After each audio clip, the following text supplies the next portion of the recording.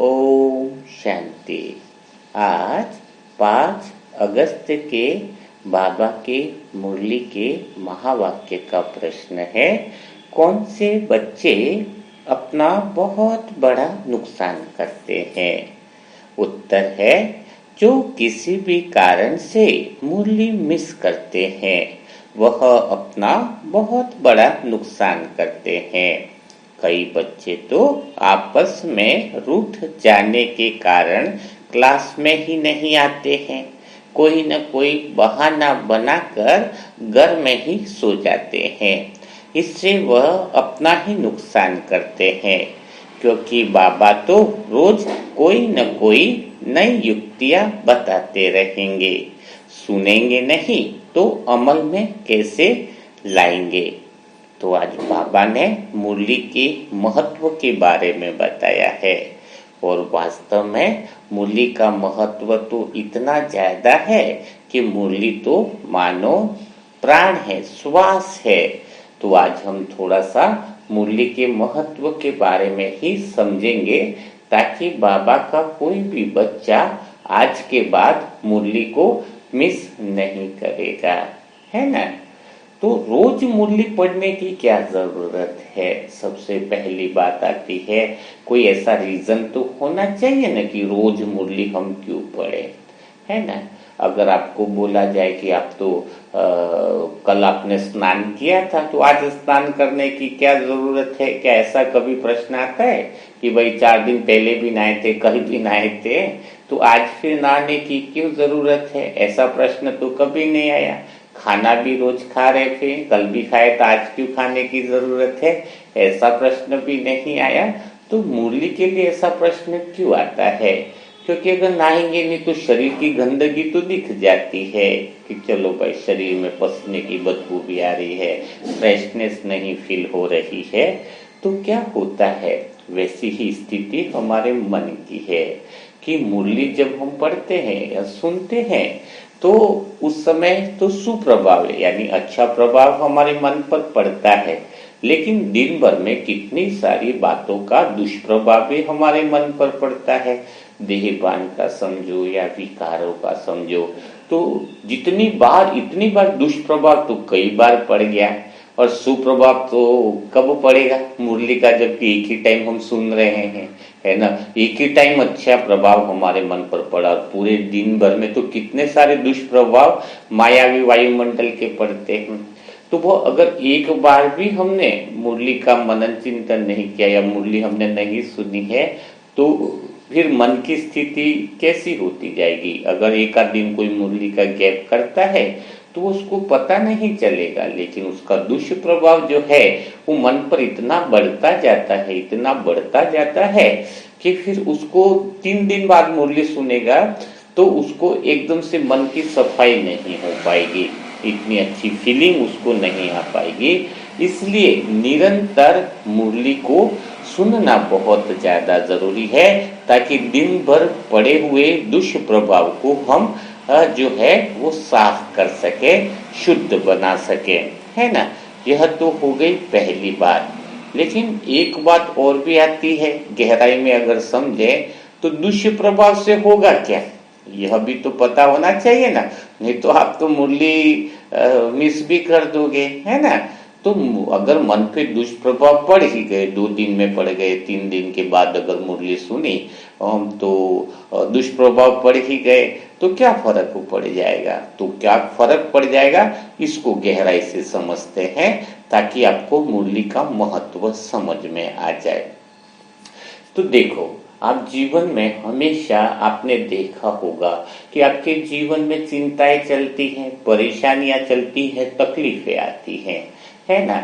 तो चिंताएं, तकलीफें, परेशानियां आती हैं, उसको समाधान करने के लिए आपने बहुत सारी युक्तियां रची होंगी कि मेरी इस समस्या का समाधान हो जाए, मेरी ये चिंता का समाधान हो जाए, मेरा ये समाधान हो जाए।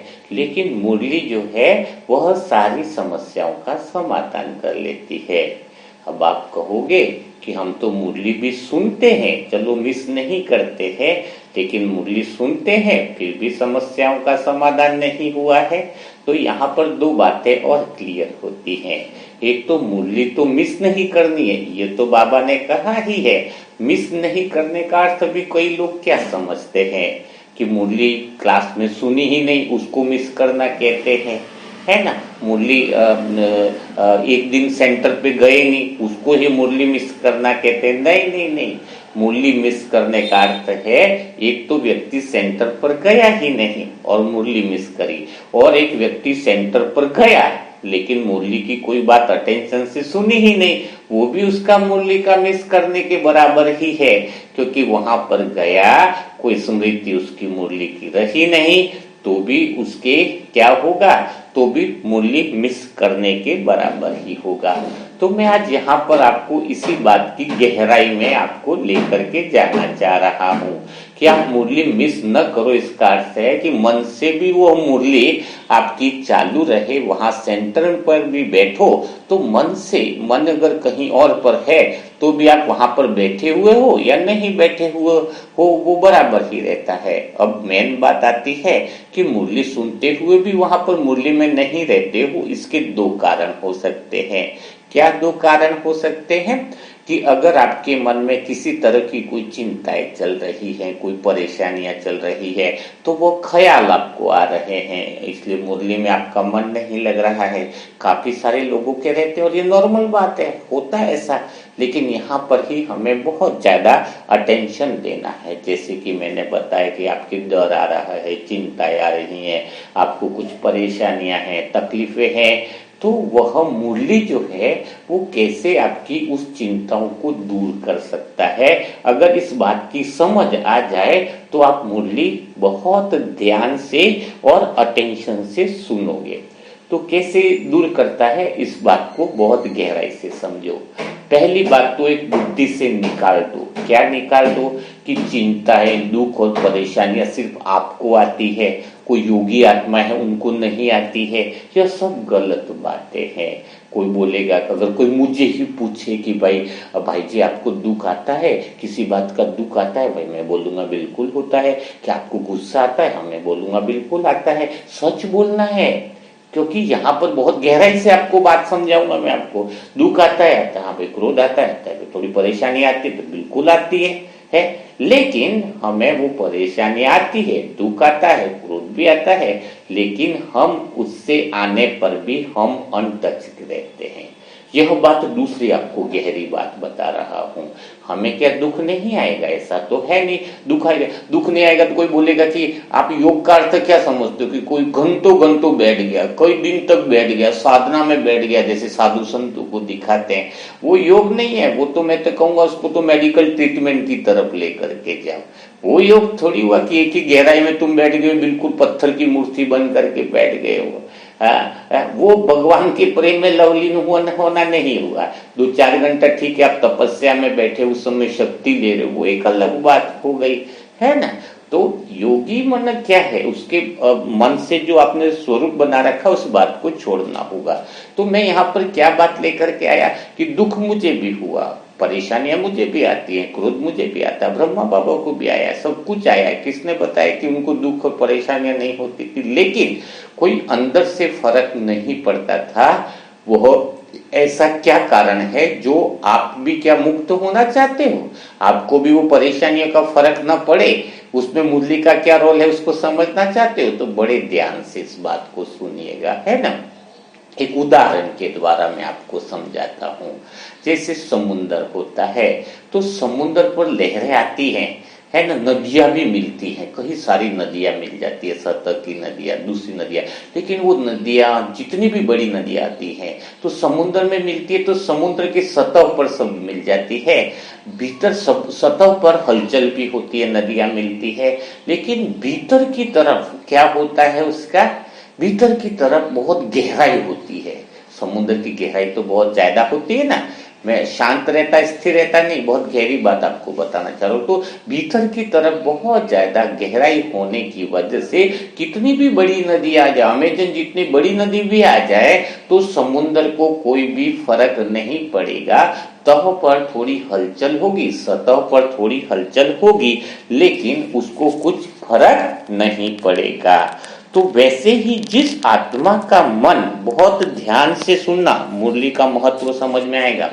जिस आत्मा का मन अंदर की तरफ बहुत गहराई में परमात्मा के साथ जुड़ा है, जिस आत्मा का मन अंदर की तरफ गहराई में आत्मस्थ है, आत्मा की तरफ जिसका मन बहुत जुड़ा हुआ है, वह उस मन पर कि परेशानियां भी आएंगी, दुख भी फील करेगा, दुख भी आएगा ना, तो महसूस करेगा ना भाई किसी को दुख हुआ है, ठीक है। बातें भी आएंगी, किसी ने नुकसान, ब्रह्मा बाबा ही कोई बाबा का बच्चा श्रीमत की पालना नहीं करता था तो बाबा खुद उसको चेहरा भी देखना पसंद नहीं करते थे। कोई अवज्ञा करता था ना तो मतलब उसकी तरफ ध्यान नहीं देते थे। इसका मतलब क्या हुआ, अवज्ञा करता था, उसकी तरफ देखना भी पसंद नहीं करते थे। जैसे कोई बताया कोई बात, दूसरी आत्माएं जो पालना करती है उस पर ध्यान देते थे। तो कहने का था इसका मतलब ब्रह्मा बाबा को भी अंदर से दुख तो हुआ ही होगा, तभी तो ऐसा करते थे ना। लेकिन दुख हुआ, लेकिन कैसा है उस बात को समझना है। तो ऐसी आत्माओं के मन में क्या होगा, दुख क्रोध जो बाहर की तरफ सतह पर परेशानियां, क्योंकि देह जो है वो कौन सी है, अभी जो देह है हमें मिली हुई है वह तो कलयुग की देह है। परेशानियां दुख और वो तो अंत समय तक रहेगी, लेकिन वह दुख और परेशानियां मन का एक सिरा बहुत गहराई से शिव बाबा की तरफ, भगवान की तरफ जुड़ा होने से, मन आत्मा की तरफ जुड़ा होने से वह दुख और परेशानियां सतह पर ही तैरती रहती है। कितनी भी बड़ी परेशानियां हो, समुद्र की तरह जैसे सतह पे हलचल है, अंदर बहुत गहराई है, गहराई को कुछ फर्क नहीं पड़ रहा है चाहे सतह पर कितनी भी बड़ी नदी आ जाए। तो वैसे ही हमारे मन पर भी कई सारी बातें आती हैं। कई लोग काम नहीं करते, कई लोग सेवा नहीं कर रहे, कई लोग अमृत वेला नहीं कर रहे हैं, कई लोग है ना, कई लोग नुकसान कर रहे हैं बाबा की चीजों का। तो कैसा है, वो ऊपरी सतह पर रहती है, वो सारी बातें तो रहती है ना ऊपरी सतह पर रहती है, लेकिन अंदर का सिरा गहराई से आत्मा की तरफ जुड़ा होने से वह सतह पर रहती है, और सतह से कब निकल गई वो बातें, कब निकल गई वह पता नहीं चलता है। तो अगर आप लोग भी चाहते हो ना कि आपकी डर, चिंताएं, परेशानियां कभी आपको टच न करे, कभी परेशान न करे, तो आपका सबसे बड़ा ऐसी अवस्था आपकी बनानी हो ना, तो उसका पहला साधन क्या है। आप सबसे बड़ी गलती क्या करते हो कि डर चिंताएं आती हैं तो सबको क्या बोलते हो कि कैसे भी करके भाई जी बताओ कि मेरी दुख है, परेशानी को कैसे खत्म करो, ये डर आ रहा है, डर कैसे खत्म करो, है बच्चे की समस्याएं कैसे खत्म करो, पत्नी की समस्याएं कैसे खत्म करो, शरीर में रोग आ रहे कैसे खत्म करो, धन की समस्याएं कैसे खत्म करो, ये चिंता हो रही कैसे। लेकिन उसकी जगह आपके शब्द क्या होने चाहिए कि भाई जी कुछ ऐसा कुछ बताओ जो भगवान की याद गहरी बढ़ जाए, मैं भगवान की गहराई में चला जाऊं, है ना। जबकि आपका प्रश्न जो है ना वह होना चाहिए कि मैं भगवान की तरफ कैसे बढ़ जाऊं। अगर तुम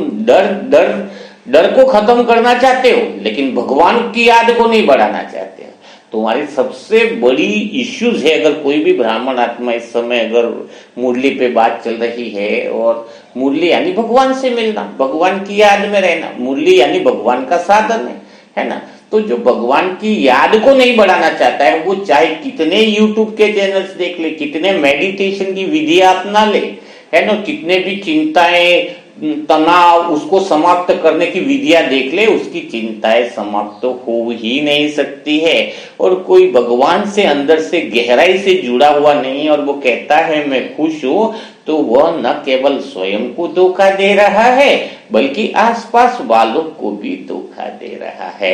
ऐसे डर और चिंताएं कभी निकल ही नहीं सकती है, यह बहुत गहरी बात है।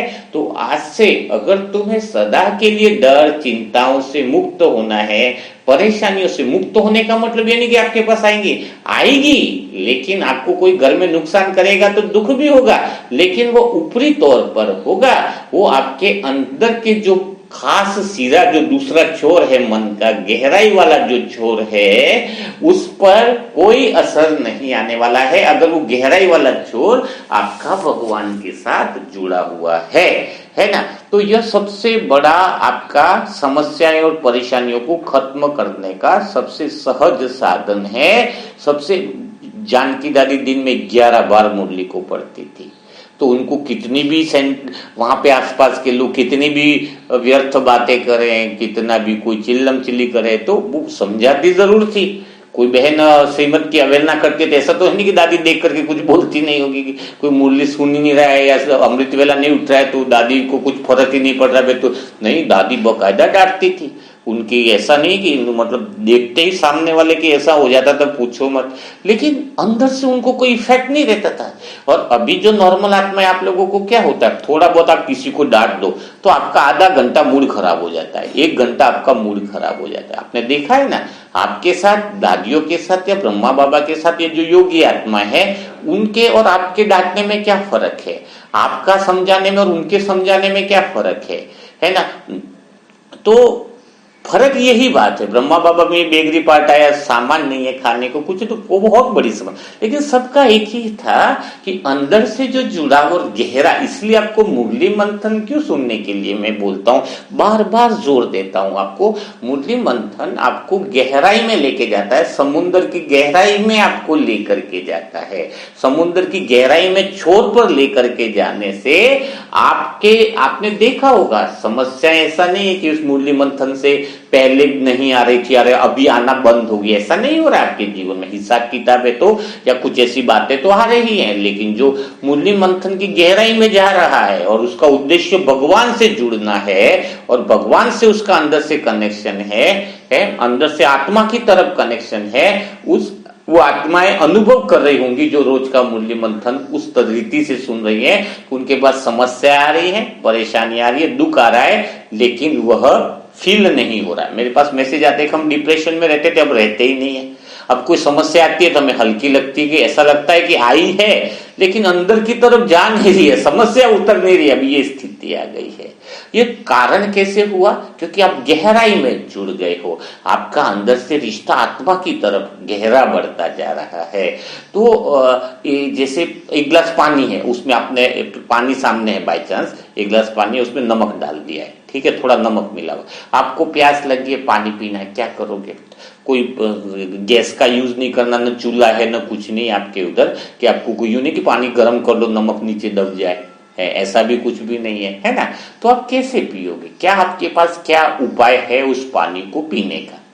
तो इसका एक ही उपाय हो सकता है कि आज दूसरा पानी वहां पर और पड़ा है तो बहुत ज्यादा पानी, अपन ज्यादा पानी इसमें मिला दे, है ना, नमक तो अलग करने से रहे हैं, तो ज्यादा पानी मिला दें तो नमक का असर बहुत कम के बराबर रह जाएगा और हम वह पानी हम पी सकते हैं। और पानी मिला दो उसके अंदर आराम से और वो पानी को पी लो आप, है ना। तो वैसे ही जो चिंता है ना, कोई आपको दावा करे मैं आपकी चिंताओं को निकाल दूंगा, मैं आपकी परेशानियों को निकाल दूंगा, तो बहुत बहुत गलतफहमी में रखता है आपको। तो नमक और पानी की तरह चिंता है, मन में वो चिंताएं मिल गई है और चिंताएं एक मिली है तो दूसरी भी आ सकती है, आज खत्म हुई तो कल और आ सकती है। तो उसका उपाय एक ही है कि शिव नाम का अमृत जल उसमें और मिला दो और मिला दो, उसको हटाने की कोशिश मत करो, वो ऑटोमेटिक हट जाएगा, ऑटोमेटिक वो छोटा होता जाएगा, वो ऑटोमेटिक उसकी शक्ति क्षीण होती जाएगी, आप उसमें परमात्मा की याद मिला दो। लेकिन यहाँ पर सबसे बड़ी गलती हो जाती है कि बाबा ने कहा थोड़ी बहुत तकलीफ आई, परेशानी आई तो सेंटर जाना बंद कर लेते हैं। आज बाबा ने उत्तर में बताया ना, थोड़ी बहुत किसी से रूठ गए तो सेंटर जाना बंद और मुरली बंद है, तो नमक तो और बढ़ गया, वही खारा पानी उसको पिएगा तो और तकलीफ आएगी ना, है। वहां पर अगर वो कोई किसी से कोई वाद विवाद हो गया, विचार नहीं मिले या कोई परिस्थिति है, कोई तुम्हें परेशानी है, उस समय तुम भगवान को छोड़ दोगे, बोलोगे आज मुरली क्यों नहीं सुन पाए, बोले आज थोड़ी परिस्थिति खराब थी, आज थोड़ी टेंशन थी। अच्छा टेंशन थी तो तुम्हें और टेंशन का समाधान या समाधान कोई मुरली सुनने से नहीं मिलेगा, बहुत गहरी बात है। आपको मुरली सुनकर के यूं सोचो कि मैं मुरली में से कौन सी ऐसी पॉइंट समझ लूं जिससे मुझे वो मुरली के अंदर वो बात का उत्तर मिल जाए। कई लोग ऐसे भी देखते हैं, मैंने देखा है, कई लोग ऐसे देखते हैं कि मुरली में से कौन सी लाइन सुनूं जो समाधान मिल जाए। अरे तुम मुरली सुनकर सिर्फ भगवान की याद कर लो, ये है समाधान। मुरली सुनो और बाबा की याद रखो, बस यही समाधान है। समाधान क्या है वो बात समझे नहीं आप। समाधान में जैसे कोई उत्तर सुनने की कोशिश कर रहे कि भाई मुझे 10 लाख कहां से लेना है, तो बाबा से मुरली सुनूं और मुझे बाबा उत्तर बता दे कि फलाने व्यक्ति के पास जा और मुझे उत्तर दे देगा कि तू उसके पास जा और 10 लाख की तेरी ये नहीं।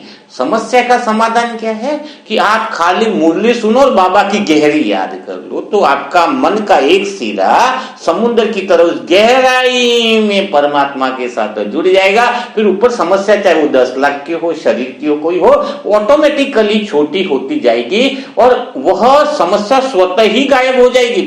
थोड़े समय के बाद पता थोड़ी चलता है कि नदी उसमें मिली थी, समुद्र एक जैसा हो जाता है, पता थोड़ी चलेगा। तो ऑटोमेटिकली आप नमक है पानी में, ठीक है, पता है समस्या है, पानी बढ़ा दो, शिव बाबा की याद बढ़ गई। मुरली सुनते वक्त तो उस समस्या के समाधान के बारे में मत सोचो, बस मुरली, मुझे बाबा की मुरली चल रही है, भगवान के महावाक्य चल रहे हैं, मुझे भगवान की गहराई याद में जाना है। जितना आप गहराई में जा रहे हो, समस्या ऊपरी तौर पर बाहर से खिसकती जा रही है, ऑटोमेटिकली छोटी होती जा रही है ना।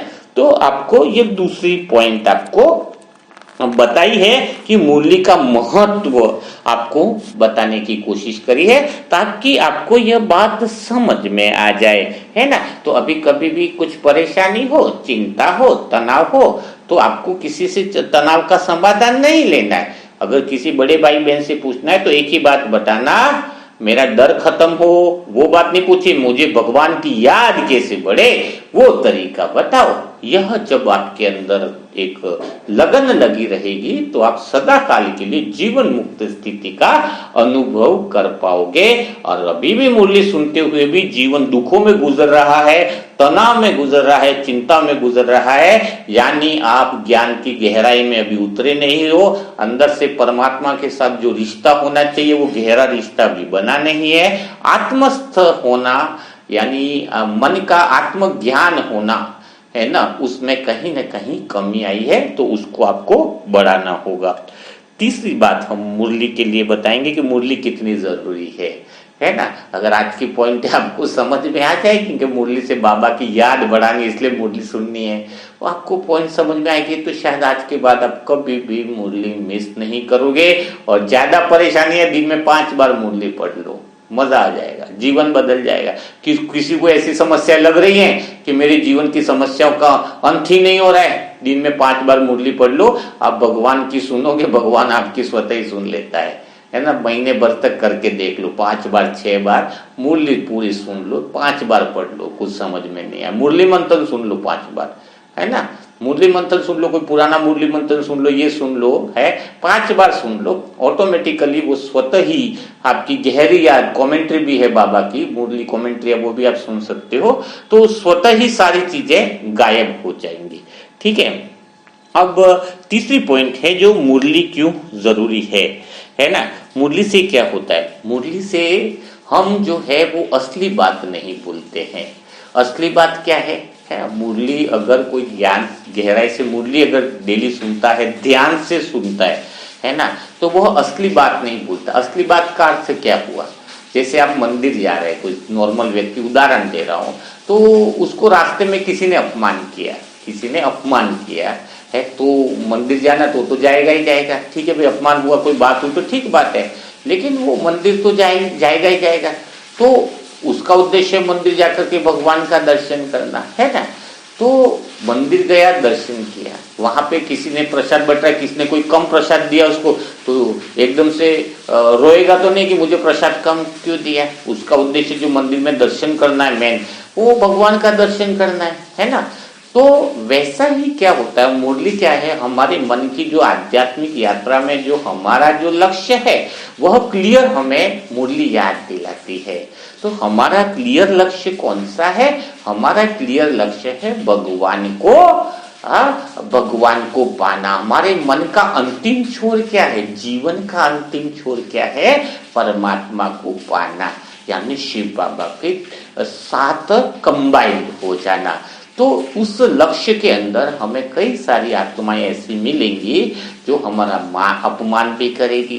कई बार हमें दुख का वाले भी प्रसाद है ना, कई बार छोटे मिलेंगे नहीं, जितना सुख चाहते हैं वो तो सुख तो चाहना तो है नहीं, लेकिन कई सुख मिल ही नहीं रहे, बहुत कम मिल रहे हैं, लोगों की अपेक्षा हमें सुख कम मिल रहे हैं, लेकिन यानी प्रसाद कम मिल रहा है, तो प्रसाद कम मिले तो हम रोएंगे तो नहीं ना, हमारी तो जर्नी है ना। कोई अपमान भी करेगा तो रास्ते में कर रहा है ना, मंदिर जा रहे हैं तो भगवान को तो याद करना नहीं छोड़ते ना।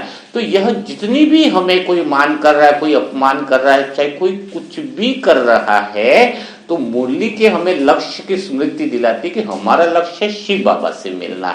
तो हमें इस रास्ते के अंदर, इस यात्रा के अंदर कुछ भी मिल रहा है तो हमें कोई भी चीज का फर्क नहीं पड़ता है ना।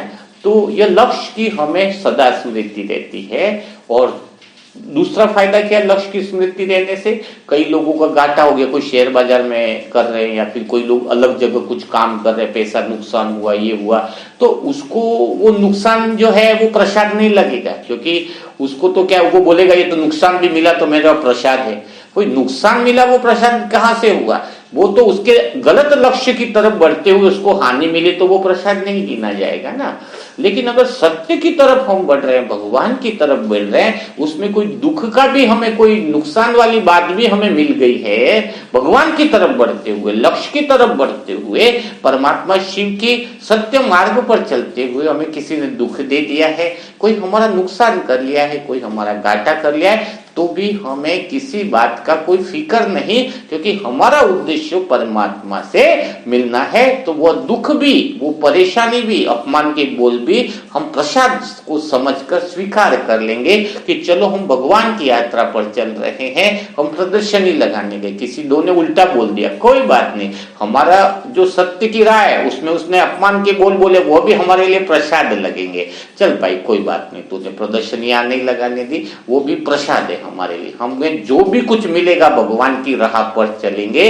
इसीलिए कहा गया है, गाना जो ब्रह्मा बाबा को भी या उनको भी बहुत, दादियों को भी बहुत पसंद था कि तेरे फूलों से भी प्यार तो तेरे कांटों से भी प्यार, है ना।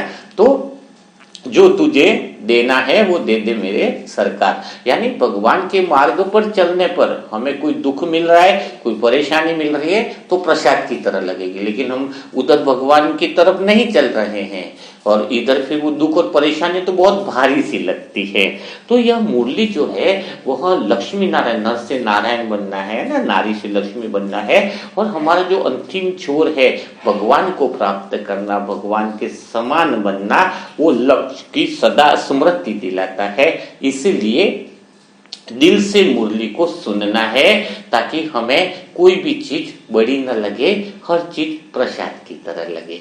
तो दिन में कल कितने प्रसाद मिले वो भी अपनी पोता में डायरी में लिखा करो, है ना। मुझे भी कल बहुत बड़े बड़े प्रसाद मिले हैं, है ना। वो प्रसाद कौन से बड़े बड़े मिले होंगे उसका आप समझ सकते हो, लेकिन उसको भी मैंने कैसे लिया है, बड़े बड़े प्रसाद के लड्डू के रूप में लिया है। तो वो लड्डू भी ऐसे लगते कि वो प्रसाद ही है, और निरंतर हमें यात्रा पर बढ़ते रहते हैं, ठीक है ना। तो मुरली सुनने से लक्ष्य की स्मृति रहती है, ठीक है। क्लियर हो गई बात। चौथा जो फायदा है आपको मुरली सुनने से, जो सबसे गहरा जो फायदा है वो यह है कि मुरली क्या याद दिलाती है। मुरली में हमेशा एक ही चीज रहती है ना, कि मामेकम शरणम, परमात्मा कहते हैं, शिव साजन कहते हैं, तुम मेरी शरण में आ जाओ। हाँ, बस तुम, बस परमानेंट, सदा मद मना भव, है ना, मेरी शरण में आ जाओ। जब वो पुकार मुरली की सुनाई देती, शिव साजन कहता है, मेरी सजनी तुम मेरे पास आ जाओ, मैं तुम्हें देख रहा हूँ, मैं तुम्हें, मेरी राह पर आगे बढ़ जा, तू गिरेगी तो मैं तुझे उठा लूंगा, तू रोएगी तो तेरे आंसू पोंछ लूंगा, है ना। शिव दोस्त कहता है कि तू आगे तो बढ़, तेरी अंगुली पकड़ लूंगा, तुझे थाम लूंगा, बस तू मेरी डगर पर, इस राह पर आगे तो बढ़। शिव पिता कहता है कि तू आगे तो बढ़, तुझे दुख होगा, कांटे मिलेंगे तो मैं तुझे अपनी गोदी में बिठा लूंगा। कितनी प्यार भरी पुकार जो मुरली में रहती है कि बस उस पुकार में एक ही आवाज आती है, एक ही आवाज आती है, सदगुरु की भी एक ही आवाज आती है कि बस तू चल पड़, इस सत्य की राह पर आगे बढ़ जा, कुछ मत देख। क्या आवाज आती है उस पुकार में? आवाज आती है कि तू चल ना मेरे पास, आज मैं बाहें फैला कर तेरा इंतजार कर रहा हूं। हाँ, वो उनके प्यार की जो गहरी पुकार है ना, वो मुरली में रम जाती है आत्मा।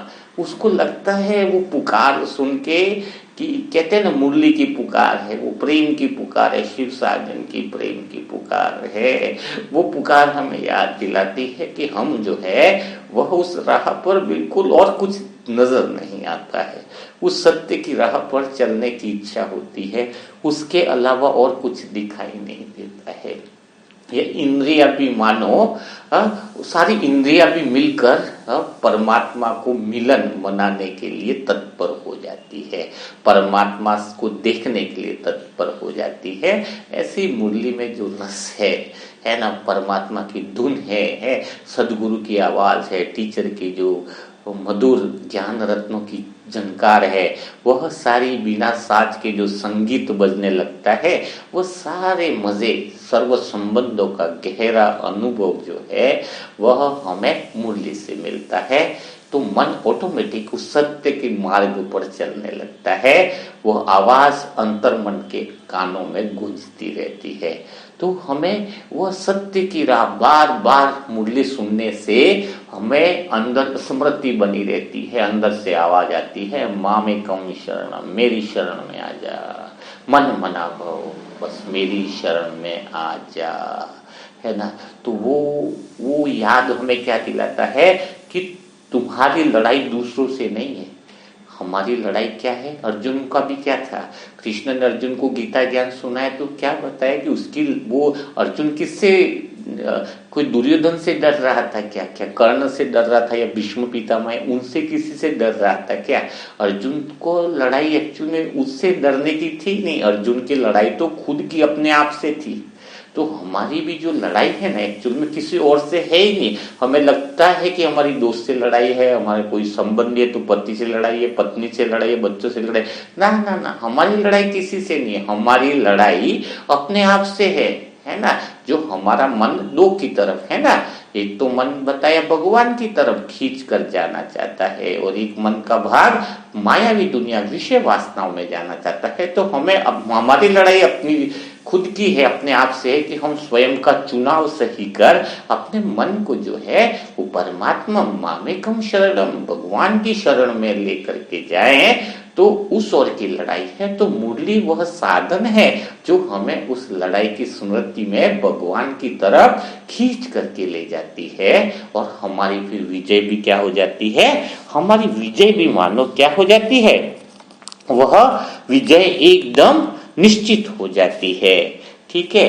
पांचवा फायदा मुरली सुनने से, देखो मुरली सुनने से कितना जबरदस्त फायदा होता है। मुरली से तुम देवी देवता मंदिर लायक पूजने योग्य बन जाते हो। कैसे बनते हो? मंदिर में क्या होता है, मंदिर में यज्ञ होता है, यज्ञ जहाँ यज्ञ होता है ना, लकड़ियां जलाई जाती तो उसको यज्ञ कहते हैं। यहाँ पर हमें सदा यह स्मृति रहती है कि 5 तत्वों का शरीर हमारा एक न एक दिन जलने वाला है। आप देखो अपने शरीर को, गरीब हो अमीर हो कैसा भी है, लेकिन उसका शरीर देखो तुम जलता हुआ, चाहे वो करोड़पति क्यों न हो, है ना। तो जब हमारा शरीर जलना ही है, हमारा अंत 5 तत्वों का शरीर तो जलना ही है, तो मुरली हमें स्मृति जीते जी जल जाए। जीते जी जल जाए का अर्थ क्या है कि हम जो है शरीर के 5 तत्वों को यज्ञ बना लें, यानी रोम रोम भगवान की याद में मस्त मगन हो जाए, उस सत्य की राह पर चलने के लिए अड़िग हो जाए, है ना। सत्य की राह पर खुद चलें और औरों को भी चलाएं, बिल्कुल उस तरीके से जैसे लकड़ियां जल रही हैं, वैसे हमारा शरीर का रोम रोम उस यज्ञ की भांति हम जो है सारे विश्राम, यानी जो सुख साधन अल्पकाल के जो ये प्रकृति के जो हमें दे रहे, सभी हम स्वाहा कर दे, सभी को जला दे, अंदर से कोई चीज हमें आकर्षित न करे, सब मानो शरीर ही पूरा जल करके यज्ञ बन गया हो।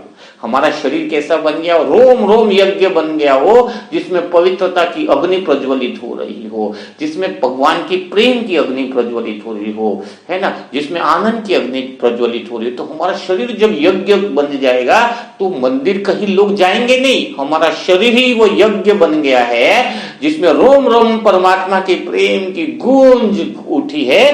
तो हमारे शरीर को देखकर ही लोग कहेंगे साक्षात ये तो मंदिर बन गया है, हाथ जोड़कर आपको नमन करेंगे, सारी आत्माएं आपको नमन करेंगी, रास्ते में चलते हुए आत्माएं आपको नमन करेगी। बस आप अपने शरीर को, इस देह को, प्रकृति के पांचों तत्वों के शरीर के रोम रोम को इस यज्ञ में, परमात्म प्रेम के यज्ञ में स्वाहा कर लो। आपका विश्राम तब तक नहीं है जब तक भगवान के समान या परमात्मा शिव की यात्रा पूरी नहीं हो जाती है। इसके पहले कहीं विश्राम मत कर लेना। जो विश्राम साधन कराए उनको जला देना। बड़ा रूम मिल जाए, एसी मिल जाए, जला दो, उसको नहीं है जरूरत। हमें तो जागना है, हमारा यह विश्राम नहीं है जिसको हम मंजिल समझ लेंगे। एसी रूम, एसी गाड़ियां हमारा विश्राम की जगह नहीं है। हमारा विश्राम तो तब है जब हम बाप समान बन जाते हैं, हम बिल्कुल आत्मस्थ हो जाते हैं, हम परमात्मा शिव से मिल जाते हैं। तब तक हमारी यात्रा पूरी नहीं हुई। ब्रह्मा बाबा ने कभी विश्राम नहीं किया है। रात को 2:30 बजे उठ रहे, मम्मा 2:30 2 बजे से उठ जाती थी। यूं तो नहीं है कि 5 साल तपस्या कर ली तभी कोई तपस्या की जरूरत नहीं, अभी 2 साल अभी 2 बजे नहीं उठेंगे, ऐसा तो नहीं ना। पूरा शरीर यज्ञ के माफिक, पूरी हड्डियां रोम रोम से बाबा की स्मृति के अंदर ऐसी पुकार कर रहे थे कि मानो शरीर ही उनका यज्ञ बन गया हो। पूरी हड्डी मना ददीची के माफिक मिसाल का अर्थ है कि हमारा शरीर ही जल के पूरा जलता हुआ यज्ञ बन जाए। बाद में तो शरीर में विश्राम ही है, पूरा जलाना ही है सारी दुनिया मिल करके। बाद में तो विश्राम ही है, तो विश्राम से पहले क्या विश्राम करना है तुम्हें? शरीर मर गया तो विश्राम ही करने वाला है, करना क्या है उसको, है ना। तो विश्राम, आध्यात्मिक आत्मा जो है जिसने ज्ञान को समझ ली है ना, वो सच्चा विश्राम, जो सदाकाल का जो विश्राम है, उस विश्राम से पहले वह विश्राम नहीं करता है। और वो विश्राम नहीं करने देता है, वो होती है मुरली। क्योंकि मुरली में वो पॉइंट होती है कि आपको क्या पुरुषार्थ करना है। हर छोटी से छोटी बात की समझ, बारीक से बारीक बात की जो समझ है, वह हमें मुरली से मिलती है। तो देखो मुरली का कितना बड़ा फायदा है। मुरली मतलब ये कह सकते हैं कि मुरली के बिना तो हमारे क्या हो सकता है, जीवन ही नहीं है ना। और सबसे बड़ी बात है, मुरली हमें क्या सिखाती है, 6ठा पॉइंट लिख लीजिए।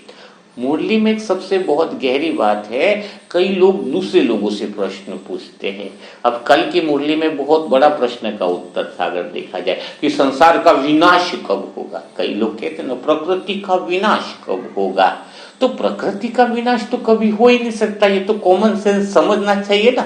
जब ऐसे प्रश्न पूछते हैं कई लोग कि भाई जी विनाश कब होने वाला है, अरे प्रकृति का विनाश कैसे, कभी 5 तत्वों का विनाश हो सकता है क्या? हवा है तो गर्म ज्यादा हो जाएगी, बाढ़ आएगी तो समुद्र में पानी तो पानी ही रहने वाला है ना। विनाश कहां से हो सकता है? पानी क्या गायब तो हो नहीं सकता है?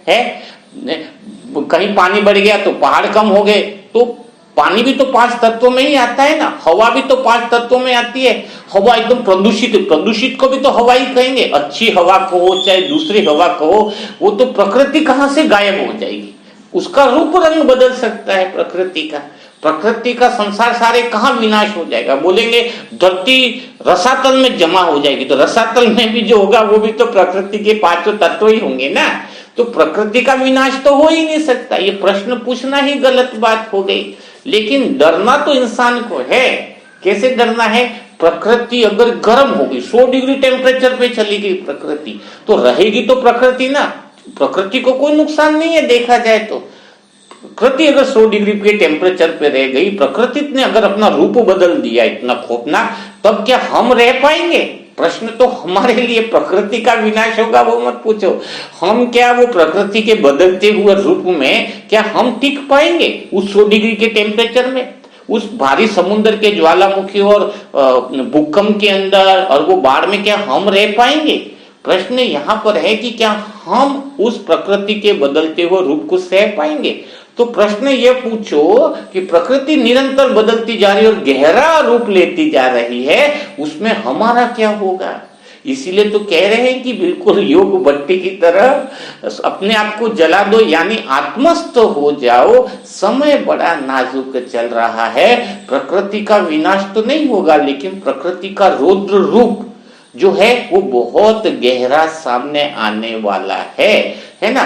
तो उस रूप के अंदर स्वयं को सेफ रखना और प्रकृति आपका नुकसान न कर सके, उसके लिए आत्मस्थ होने की जरूरत है, पवित्रता की राह पर चलने की जरूरत है, ताकि प्रकृति के पांचों तत्व भी आपको क्या करेंगे, सलाम करेंगे। आपकी अवस्था इतनी प्यारी होनी चाहिए। तो ये बात बहुत अच्छे से अंदर से आपको क्या होनी चाहिए कि समझ लेनी चाहिए। नहीं तो फिर क्या होगा कि कई लोग ऐसा करते हैं कि छोटी छोटी बातों में घबरा जाते हैं। मैं कहता हूँ कोई हमारी रोटी छीन ले हमें प्रॉब्लम नहीं है, हमारी गाड़ियां छीन ले तो हमें दिक्कत नहीं होनी चाहिए, हमारा साधन धन दौलत लेके जाए तो हमें दिक्कत नहीं होनी चाहिए, हर बात सहन कर लेंगे। लेकिन एक बात है जो हम कभी सहन नहीं करेंगे, वह बात है कि कोई हमें सत्य से अलग करे, कोई हमें परमात्मा से अलग करने के लिए बोले, कोई शिव बाबा से हमें अलग रहने के लिए बोले, तो फिर हमारी ओरिजिनल महाभारत की लड़ाई हो जाएगी। चाहे वो रिश्तेदार हो, चाहे कोई नाता हो, चाहे कोई संबंधी हो, चाहे कोई बात हो, चाहे वो 1000 गालियां दे दे हम सहन कर लेंगे। चलो भाई तुम्हारी गालियां भी हमारे लिए प्रसाद हैं, हम हर बात सहन करने के लिए तैयार हैं। लेकिन एक बात है कि कोई अगर हमें भगवान से अलग करे, कोई हमें परमात्मा से अलग करे, जो हमारी श्वास है, जो हमारी जिंदगी है, तो हम उसके लिए सहन नहीं करेंगे। सत्य से हमें कोई अलग करे तो वो बात हमें बर्दाश्त से बाहर है ना। यह बात अंदर से निश्चय मान लो कि बस बाकी सब बातें हम सहन कर लेंगे। सत्य को छोड़कर हमारे जो चाहिए, हमारे जो सुख सुविधाएं हमारे पास है, सारी लूट के ले जाओ, हम एक क्षण हम एक आवाज भी नहीं करेंगे मुंह से, लेके जाओ। भाई बोले प्रॉपर्टी के लिए लड़ाई, तू ले जा मेरी सारी प्रॉपर्टी ले जा, तू खुश रहे, प्रॉपर्टी चाहिए लेके जा, लड़ाई मत करो, उलझो मत। वो प्रॉपर्टी भी विवाद से ली हुई प्रॉपर्टी भी किस काम की है बताओ। अगर तुम भाई से लड़के कोर्ट केस करके भी अगर वो जमीन भी लेते हो, पिताजी अपने को नहीं देना चाह रहे, बड़े भाई को देना चाह रहे, तो भाई दे दो, कोई दिक्कत नहीं, हमें नहीं देना मत दो, लड़ाई करके वो प्रॉपर्टी भी लेके क्या फायदा है। लेकिन हमें भगवान से अलग मत करो, सत्य से अलग मत करो। इतना सत्य से प्रेम आपका गहरा हो कि सत्य के अलावा बाकी सब कुछ सहन करने के लिए जो तैयार हो जाता है, सत्य के लिए जो कुर्बान होने के लिए तैयार हो जाता है, वह वास्तव में योग अग्नि में डूबा हुई आत्मा कहलाती है। तो इतना प्रेम में डूब जाओ कि मजा आ जाए। उस आनंद में जो मजा है, उस डूबने में जो मजा है, उसमें बहुत अलग सा अतिन्य सुख की अनुभूति है। तो मुरली हमें यह बात डूबना सिखाती है, परमात्मा प्रेम में जाना सिखाती है। सत्य की तरफ कोई भी बात आ जाए तो सहन करने की शक्ति भी हमें मुरली देती है। एक लास्ट पॉइंट और चर्चा कर लेंगे कि मुरली जो है वह हमें जगा कर रखती है। जगा कर रखती है इसका अर्थ क्या हुआ? दुनिया में किसी को बोलेंगे अगर हम कि आप सोए हुए हो, तो वो क्या बोलेगा? तुम हमें मूर्ख बना रहे हो, हम तो कहाँ सोए हुए, हम तो जगे हुए हैं। बताओ, जो सब लोग सोए हुए हैं उसमें से कौन व्यक्ति बता सकता है कि ये सब लोग सोए हुए हैं? जो व्यक्ति जागा हुआ होगा, 10 में से अगर एक जागा हुआ है तो वह बता सकता है कि 9 सोए हुए हैं। भला सोए हुआ व्यक्ति कैसे बता सकता है कि ये सब जगे हुए हैं कि सोए हुए हैं? तो पूरी दुनिया वास्तव में सोई पड़ी है। ये प्रकृति जो है ना, पूरी दुनिया बेहोशी में है। प्रकृति ही पूरा अंधकार है, प्रकृति के पांचों तत्व ही पूरे अंधकार है। क्यों अंधकार है? आप खुद देखो, आत्मा को क्या बोला गया है? आत्मा को बोला गया है लाइट स्वरूप, प्रकाश स्वरूप। तो जिसकी ज्ञानी आत्मा जो है वो जो जग जाती है, तो उसका आत्म प्रकाश अगर उसका जागृत हो जाता है, तो जिसका आत्म प्रकाश जागृत हो जाएगा वो एक ही बात कहेगा कि पूरी दुनिया बेहोशी में जी रही है। क्या जी रही है? वो पूरी बेहोशी में जी रही है, उसको कुछ पता ही नहीं है पूरी दुनिया को। यह बात कौन बोल सकता है? जो जागा हुआ है। और जागा हुआ यानी जो होश में है। होश का अर्थ है जिसको आत्मज्ञान की स्मृति है, यानी आत्मा का प्रकाश जिसका जग चुका है, वह बताता है कि पूरी दुनिया में सारी आत्माएं बेहोश पड़ी हैं। सुबह उठ करके प्रकृति में जी रहे, बाहर जाएंगे ऑफिस में तो टेबल फर्नीचर प्रकृति का, पैसा है वो प्रकृति का, पांचों तत्वों का, पंखा पांचों तत्वों का, एसी पांचों तत्वों का, है, सोएंगे तो पलंग पांचों तत्व का, और सोने के बाद जो सपने भी देखेंगे वो भी इंसानों को ही देखेंगे ना, इंसानों के सपने देखते हैं सभी लोग, है तो इंसानों के सपने देखते, सपने भी प्रकृति के पांचों तत्व के, तो उनका सोना उठना बैठना जागना सब कुछ प्रकृति के पांचों तत्वों में है।